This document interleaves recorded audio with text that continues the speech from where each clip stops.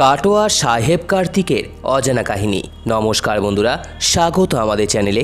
সম্পূর্ণ তথ্যটি সংগ্রহ করা আপনাদের কাছে অনুরোধ, ভিডিওটি আপনারা সম্পূর্ণ দেখুন। কাটোয়ার কার্তিক পুজো খুবই বিখ্যাত।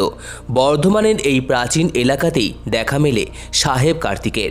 ঠাকুরের অবয়ব খ্রিস্টান সাহেবের চেহারার আদলে করা। 1803 সালে শ্রীরামপুরে এলেন রেভারেন্ড জন চেম্বারলিন। সংসার পাতালেন কাটোয়ায়।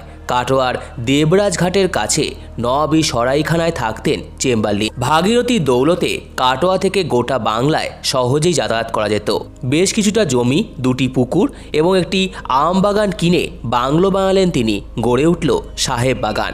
সন্তান প্রসব করতে গিয়ে কাটোয়া সেই বাড়িতে মারা গেলেন জন চেম্বারলিনের স্ত্রী হানা চেম্বারলিন। হানাকে সাহেব বাগানেই সমাধিস্থ করলেন সাহেব। জন চেম্বারলিনকে সাহায্য করতে কাটোয়ায় হাজির হলেন উইলিয়াম কেরির পুত্র কেরি দ্য জুনিয়র।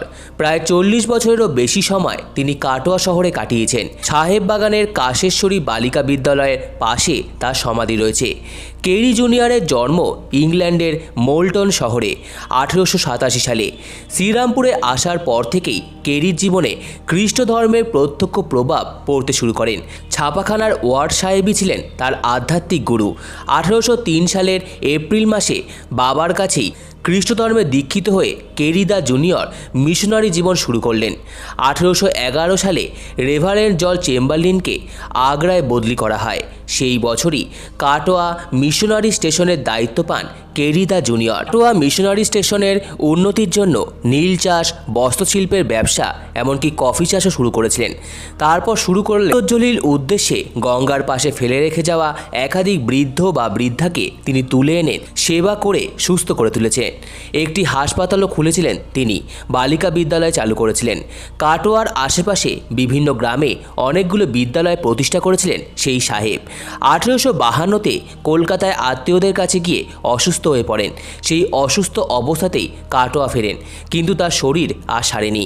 1853 সালের 3রা ফেব্রুয়ারি রাত্রি 10টা নাগাদ কাটোয়ার বাড়িতেই শেষ নিঃশ্বাস ত্যাগ করেছিলেন কেরি দ্য জুনিয়র। সাহেবকে শেষ শ্রদ্ধা জানাতে গোটা কাটোয়া জড়ো হয়েছিল সেই দিন। আজও প্রতি বছর সাহেব কার্তিকের পুজোর দ্বারা তার প্রতি শ্রদ্ধা জানান কাটোয়াবাসীরা। সম্পূর্ণ ভিডিওটি দেখার জন্য আপনাদের সকলকে অসংখ্য ধন্যবাদ।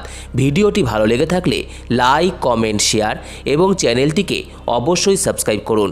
ধন্যবাদ।